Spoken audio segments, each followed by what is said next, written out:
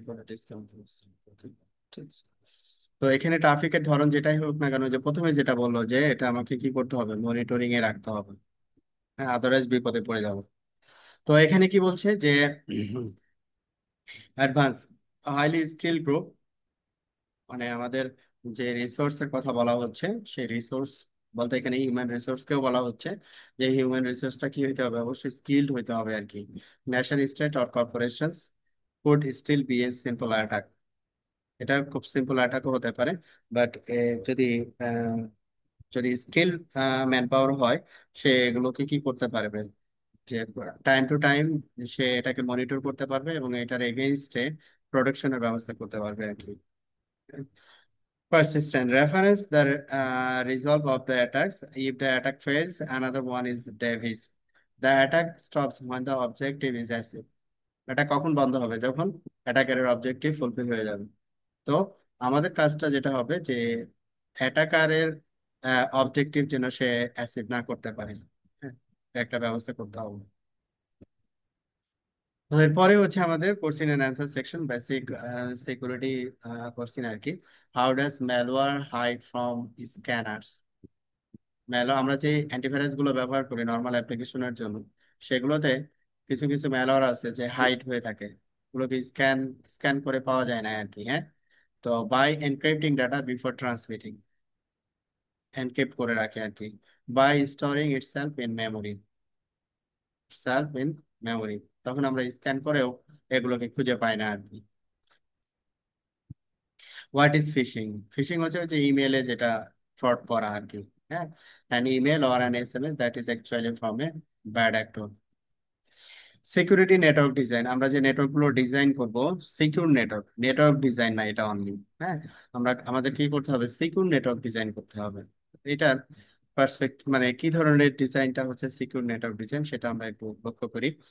Traditional network security, আমরা যে network security গুলো সচরাচর ব্যবহার করে আসতেছি, সেটা হচ্ছে এটা একটা ফায়ারওয়াল, রিডান্ডেন্ট রাখা হয়েছে, হাই অ্যাভেলেবিলিটি, একটা ডাউন হলে আর একটা দিয়ে যাবে, তারপরে internet.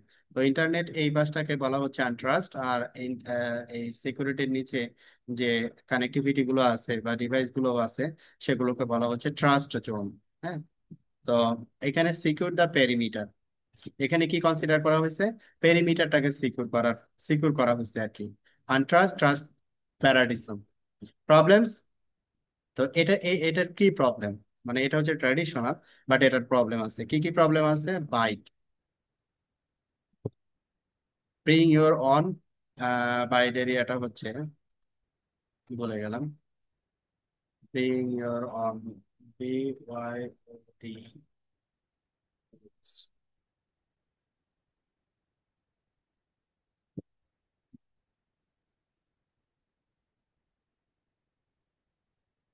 bring your own device, hmm, bring your own device, মানে এখানে ডিভাইসের একটা আইডেন্টিফিকেশনের কথা বলা হচ্ছে। ব্রিং ইউর ওন ডিভাইস মানে কি, আপনার ডিভাইসে হতে হবে। যেমন আমরা জিমেলে যখন লগ ইন করি, তখন জিমেলে লগ ইন, আননোন কোনো ডিভাইস থেকে যদি লগ ইন করি, তখন আপনার মোবাইলে একটা পপ আপ আসে যে ওইখান থেকে লগ ইন করা হচ্ছে, এটা কি আপনি, এটা কি আপনি।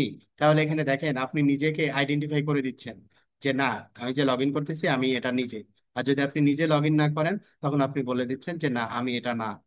তাহলে এই যে আপনার একটা ট্রাস্টেড একটা মেথড আপনি বলতে পারেন আর কি। হ্যাঁ,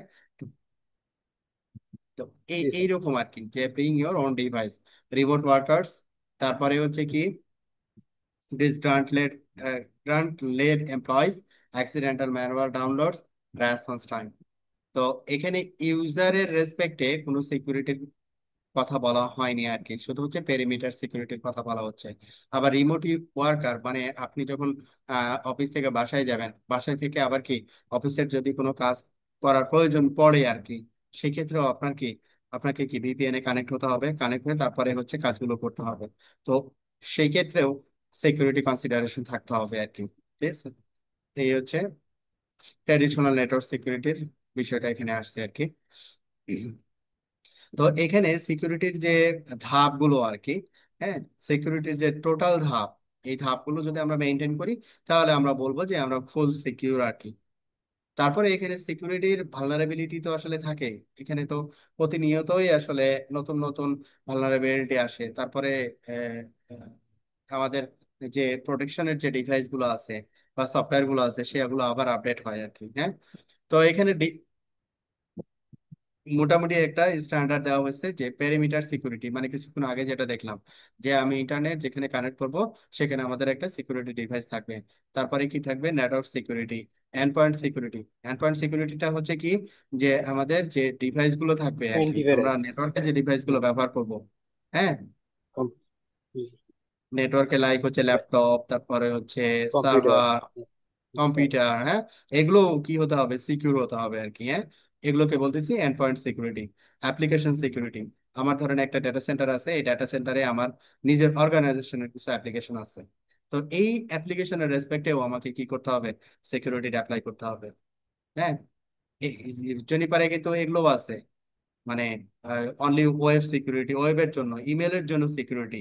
ঠিক আছে, এভাবে আলাদা আলাদা আর কি স্টেপ ওয়াইজ আছে, যেহেতু এখন জিনিসগুলো অনেক ফাস্ট হয়ে যাচ্ছে। হুম, তারপরে কি, লাস্টলি ডাটা সিকিউরিটি, যাতে ডাটা লিকেজ না হয় আর কি, ডাটা যাতে চুরি করতে না পারে কেউ। আচ্ছা, ডিফেন্স ইন ডেপথ এখানে কি বলছে, add additional security layers behind the perimeter. পেরিমিটারের নিচে আরো কিছু সিকিউরিটি লেয়ার আমাদেরকে এনফোর্স করতে হবে আর কি। তো this layer is meant to catch what the previous did not, মানে পেরিমিটার সিকিউরিটি যেটা করতে পারে, করতে পারে না, সেটা নেটওয়ার্ক সিকিউরিটি করতে পারে আর কি। ব্যাপারটা এরকম আর কি। Fundamentally still the same untrust trust security paradigm, একই মেকানিজম ব্যবহার করা হবে, manually correlate information and threat scores. আচ্ছা, তো এরপরে একটা নেটওয়ার্ক ডিজাইন দেওয়া হয়েছে এখানে।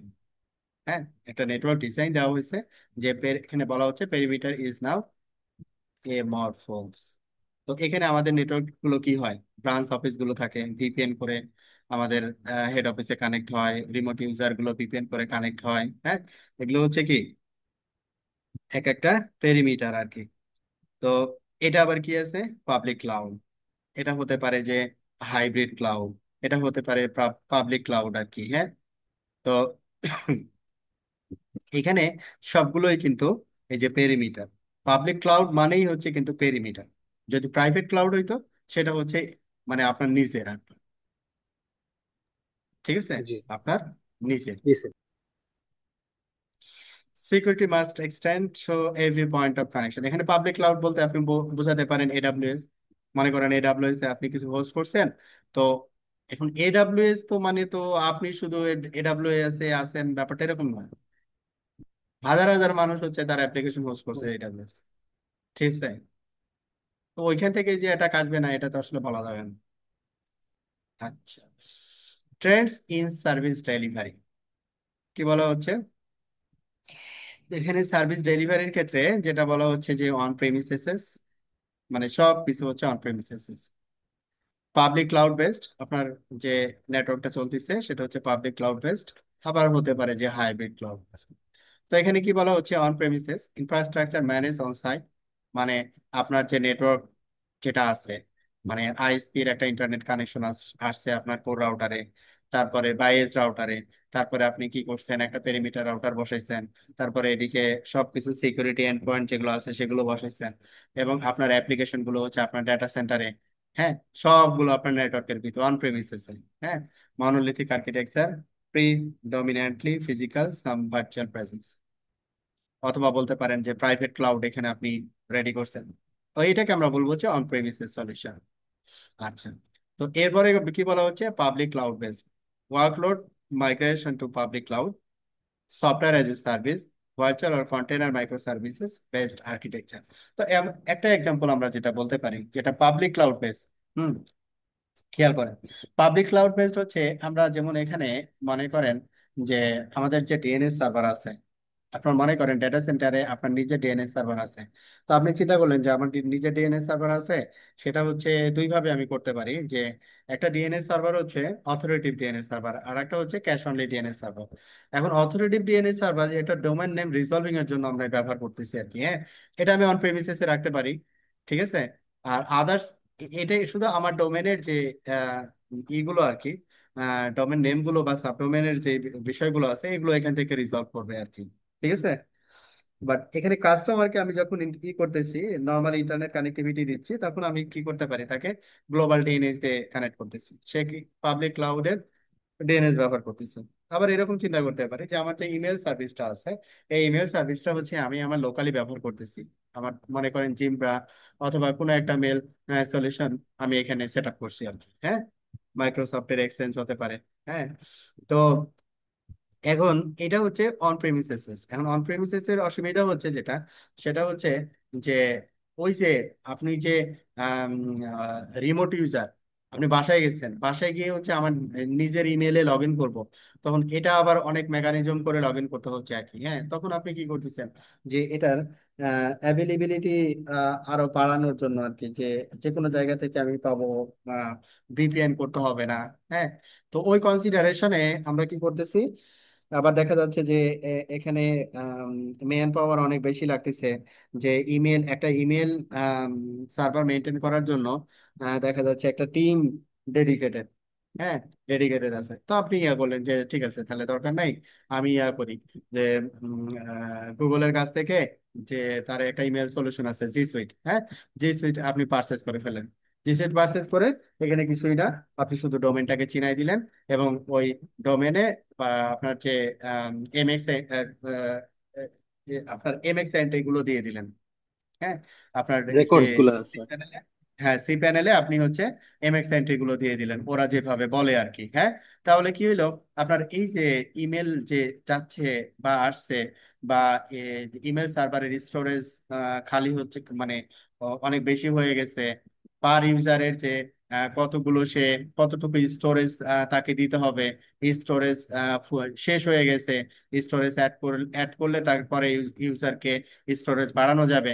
এই ধরনের নানান ধরনের হ্যাসেল একটা ইমেল সার্ভারে মেনটেন করতে হয় আর কি, যেটা আপনি পাবলিক ক্লাউড বেস করে দিলেন, বাস ইউজার লাইক জিমেলের মতো করে লগ ইন করতেছে, সে তার পারপাস সার্ভ করতেছে আর কি। ঠিক আছে। তাহলে আপনার এখানে বুঝতে অন বুঝ- প্রিমিসেসে ম্যানেজমেন্টটা কমে গেল আর কি। হ্যাঁ। তো এখন এগুলো আপনাকে দেখতে হবে আসলে কোনটা আমি আসলে ক্লাউড বেস নিব, আর কোনটা হচ্ছে আমার অন প্রেমিসেস থাকবে আর কি। হ্যাঁ, ওইভাবে চিন্তা করতে হবে যে কোনটাকে এটা যেটা আমার শিফট করা স্যার যায়। কস্ট কম হবে। হ্যাঁ। আচ্ছা, এরপরে হচ্ছে হাইব্রিড ক্লাউড, মানে এখানে জাস্ট কনসেপ্ট গুলো বোঝানো, যে আমাদের যে নেটওয়ার্কটা আছে, নেটওয়ার্কটা আসলে আমি একটা অফিসের ভিতরে সীমাবদ্ধ ব্যাপারটা এটা না আর কি।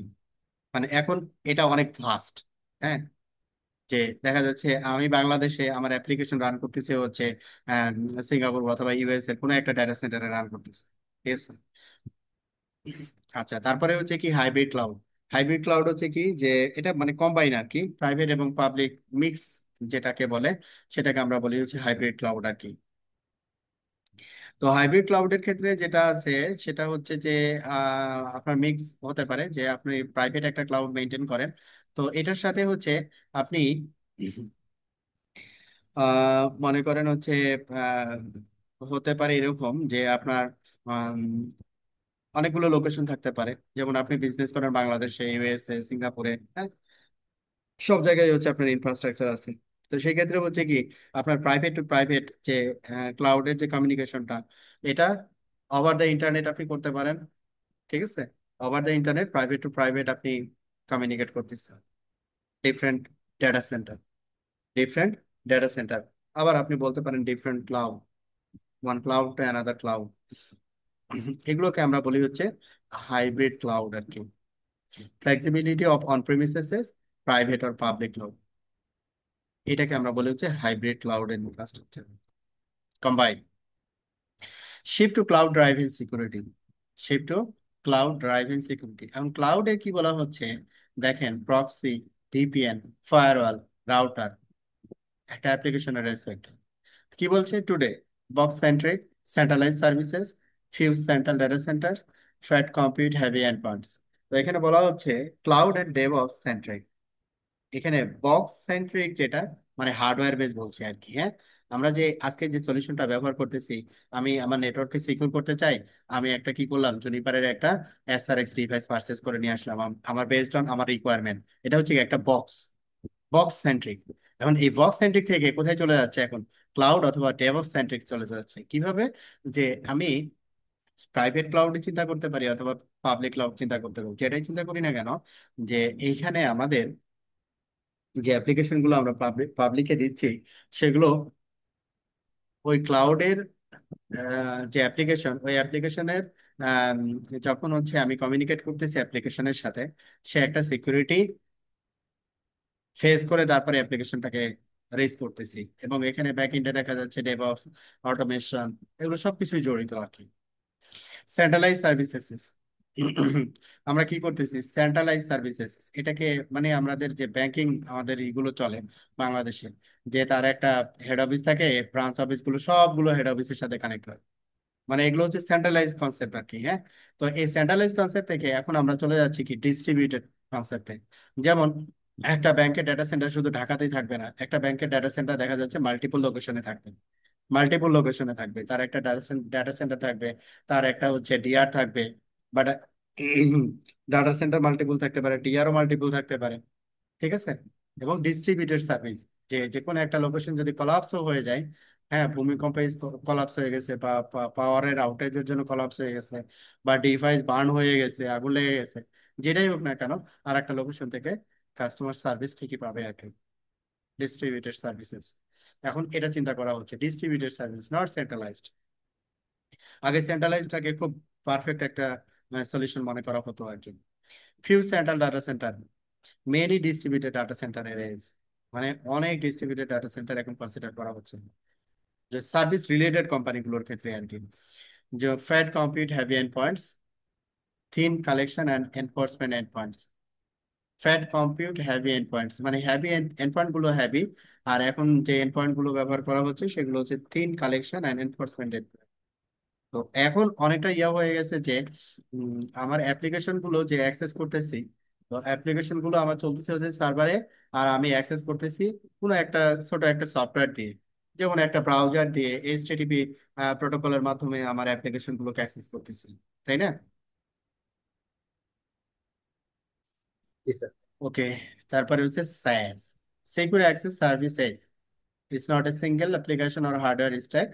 It is an architectural paradigm for securing modern networks. তো এটা হচ্ছে সিকিউর অ্যাক্সেস সার্ভিসেস।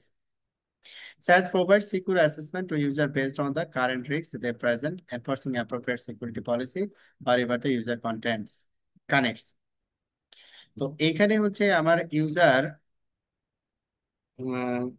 যে একটা রিমোট অ্যাপ্লিকেশন অ্যাক্সেস করবে, হ্যাঁ, তো সে হচ্ছে আমার সিকিউরিটি, মানে আমার এজ ডিভাইস ক্রস করে এগুলোকে অ্যাক্সেস করবে আর কি। হ্যাঁ, তো এইখানে আমাদের যেটা বলা হচ্ছে যে, মানে এই secure access services, secure access, কি বলা হচ্ছে, সিকিউর অ্যাক্সেস সার্ভিস। তো secure access service not only একটা অ্যাপ্লিকেশন, এটা অথবা আপনি বলতে পারেন যে একটা সিঙ্গেল একটা হার্ডওয়্যার, আমি একটা হার্ডওয়্যার বক্স নিয়ে আসলাম বা একটা অ্যাপ্লিকেশন বসাই দিলাম, সব সিকিউর হয়ে গেল, ব্যাপারটা এরকম না। হ্যাঁ, এখানে অনেকগুলো জিনিস ইনভলভ আর কি। Instead of the security perimeter being entombed in a box in the data center edge, the perimeter is now everywhere an enterprise needs it to be. A dynamically created policy-based secure access services. এটা হচ্ছে গার্টনারের আর কি 2020 একটা statement. Access your security pursuit,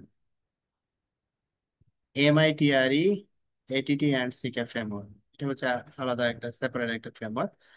তো এখানে just কিছু tactics এবং techniques বলা আছে। Tactics, the why of the attack, তারপরে কি techniques, the how of the attack. কি বলা হচ্ছে, initial access, execution, persistent privilege escalation, defence evasion, credential access, discovery, lateral movement, collection, exfiltration, impact. মানে সহজ কথা হচ্ছে যেটা, যে আমি একটা নেটওয়ার্ককে টার্গেট করছি লাইক মাইক্রোসফট, মাইক্রোসফটের এই নেটওয়ার্ককে আমি টার্গেট করছি। তো অথবা হতে পারে যে কোনো একটা ব্যাংকিং বা কোনো একটা ফাইন্যান্সিয়াল অর্গানাইজেশন, এই অর্গানাইজেশনকে আমি টার্গেট করছি। তাহলে আমি কি করব, বিভিন্ন ধরনের তথ্য আগে নিব। তথ্য নিয়ে তারপরে আমার ভালনারেবিলিটি গুলোকে বের করতে হবে। তারপরে হচ্ছে আমার আস্তে আস্তে করে এগুলোকে অ্যানালাইজ করতে হবে। ঠিক আছে, এই জিনিসগুলো এখানে বলা আছে।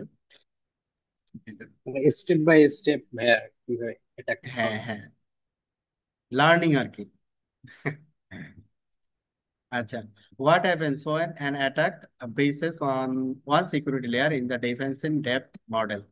Attack can be identified and destroyed in the next layer. ওই যে যেটা বলছিলাম, যে আমি যদি পেরিমিটার অনলি না চিন্তা করে, পেরিমিটারের পরে আরো আছে, নেটওয়ার্ক সিকিউরিটি আছে, এন্ড পয়েন্ট সিকিউরিটি আছে, এক জায়গায় গিয়ে সে আটকে যাবে। হ্যাঁ, এটাকে অ্যাপ্লিকেশন বলছে defence security, data attack. Security, হ্যাঁ, অ্যাপ্লিকেশন সিকিউরিটি, তারপরে হচ্ছে আপনার web security, data email security. Security. হ্যাঁ, তো এক জায়গায় সে আটকাবে। Why do organizations use AMTIRE, ATT and CK framework? Identify weakness in defense, মানে আমার সিস্টেমে কোনো উইকনেস আছে কিনা এটাকে বের করার জন্য। Prioritise weakness based on risk, উইকনেসটাকে প্রায়োরিটি করা যাতে এটা আবার থ্রেট না হয় আর কি। Juniper network security focus, Juniper নেটওয়ার্কের সিকিউরিটি নিয়ে চিন্তা ভাবনা কি? Juniper network strategy responsive application across multiple devices. তো এখানে তিনটা লেয়ারে এখানে আমরা দেখতে পাচ্ছি। একটা হচ্ছে trust of the network, experience first networking, তারপরে seamless and secure, extend security to every point of connection, safeguard users apps infrastructure, protect the data. তো এখানে যেটা বলা হচ্ছে তিনটা অটোমেটেড ওয়ান solutions, cloud ready data centre, AI driven enterprise. এগুলো কিন্তু নতুন আসছে এগুলো। এআই, এআই দিয়ে যেগুলো দেখবেন এগুলো হচ্ছে নতুন, ক্লাউডটা একটু পুরনো। অটোমেশন কনসেপ্ট গুলো খুব বেশি পুরনো না, বাট এআই থেকে পুরনো আর কি। তো এগুলো অটোমেটিক্যালি ইন্ট্রোডিউস হয়ে হয়ে গেছে আর কি। তারপর অ্যাক্রস অল সেগমেন্টস, তো আমাদের সেগমেন্ট গুলো কি? Cloud, service provider, enterprise. Cloud provider, service provider, আর হচ্ছে এন্টারপ্রাইজ। এই অল সেগমেন্টে এই নেটওয়ার্ক সিকিউরিটির যে স্ট্র্যাটেজি, এটা জুনিপার রেডি আর কি। ওকে, জুনিপার কানেক্টেড সিকিউরিটি, জুনিপার কিভাবে রেডি, কিভাবে কি করবে, এগুলো আমরা এখন জানবো। এখানে কি বলা হচ্ছে, দা থ্রেড অ্যাওয়ার নেটওয়ার্ক। এই নেটওয়ার্কটাতে থ্রেড আসলেই সে কি করবে, আপনাকে একটা নোটিফিকেশন দিবে। মানে এই জন্যই বলা হচ্ছে থ্রেড অ্যাওয়ার। সেটা হতে পারে আপনার একটা ইনফ্রাস্ট্রাকচার, নেটওয়ার্ক ইনফ্রাস্ট্রাকচার। সেটা হতে পারে আপনার নেটওয়ার্কে কি আছে, মাল্টিপল রাউটার, মাল্টিপল সুইচ। হ্যাঁ, তারপরে কি আছে, এই ইউজার হচ্ছে কি করতেছে, আপনার এই নেটওয়ার্ক ডিভাইস অ্যাক্সেস করতেছে, বা বিভিন্ন অ্যাপ্লিকেশন অ্যাক্সেস করতেছে, বা আপনার যে ডিভাইস গুলো আছে, ইউজার যে ডিভাইস গুলো ব্যবহার করতেছে ইনফ্রাস্ট্রাকচার অ্যাডমিনিস্ট্রেশন করার জন্য, বা অ্যাপ্লিকেশন গুলোকে রেডি করার জন্য। হ্যাঁ, এইগুলোই হচ্ছে আমাদের কি, কানেক্টেড আর কি। এখন বলা হচ্ছে যে দ্য থ্রেড অ্যাওয়ার নেটওয়ার্ক। ওর কথা হচ্ছে, আমি তো জানি না আসলে কখন অ্যাটাক আসবে, কি অ্যাটাক আসবে।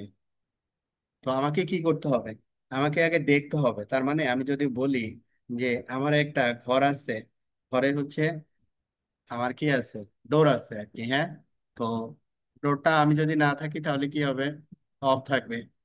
আর যদি আমি থাকি তাহলে আমি তো দেখতে পাবো যে কে আসছে বা কে যাচ্ছে। তার মানে আমার আই কন্টাক্টে থাকবে আর কি। ঠিক আছে, তার মানে এটাই বলতেছে যে মানে আমার টোটাল ট্রাফিক যেটা ট্রানজিট হচ্ছে, বা আমার সেলফ ড্রপ হচ্ছে, সব ট্রাফিকই কি করতেছি, আমি মনিটরিং করতেছি। এটাই হচ্ছে the threat aware network. Unifies network elements into a single sensor or domain, from client to workload, anywhere and everywhere. Juniper Connected Security Platform delivers pervasive security and automated threat remediation, securing every point of connection to safeguard users, application, and infrastructure. যদি unwanted কোনো কিছু মনে হয়, তখন সে কি করতেছে, remote একটা, আমাদের অনেক সময় কি আছে যে আমি যদি কোনো একটা রোগের কথাই যদি বলি, আমি অসুস্থ হয়ে গেছি, তাহলে আমি কি করতেছি, আমি ডাক্তারের কাছে যাচ্ছি, ডাক্তারের সে একটা ট্রিটমেন্ট দিচ্ছে, ট্রিটমেন্ট নেওয়ার পরে সেই ডাক্তার আমার ট্রিটমেন্ট করতে গিয়ে সে যদি মনে হয় যে সে এনাফ না, তার নলেজটা এনাফ না, সে কি করতেছে, আরেকজন বিশেষজ্ঞের সহায়তা নিচ্ছে। ঠিক আছে, তো ওর কাছ থেকে সহায়তা নিয়ে আমাকে আবার সেই ট্রিটমেন্টটাকে ফুলফিল করতেছে আর কি। এখানেও ব্যাপারটা এরকম আর কি, যে আমাদের ক্লাউড বেস, একটা মিনিট। হ্যালো, ওয়ালাইকুম আসসালাম।